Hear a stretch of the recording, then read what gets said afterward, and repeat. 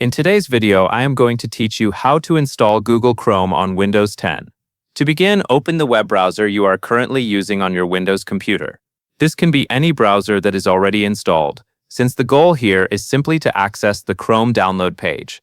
Once your browser is open, click into the search bar or address bar so you can start searching. Next, type Chrome and run the search. This should bring up results related to the version of Google Chrome. Look for the official Google page in the results, because that is the safest and most reliable place to download the installer. Using the official source helps make sure you are getting the correct version for Windows and avoids unwanted third-party downloads. When you are on the Chrome page, click the Download button.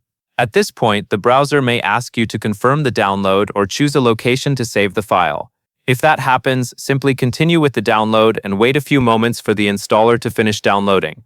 The time this takes can depend on your internet speed, but in most cases, it should only take a short while. Once these actions are complete, you will have gone through the process shown in this guide for downloading and installing Chrome on a Windows PC. That covers everything you need to know.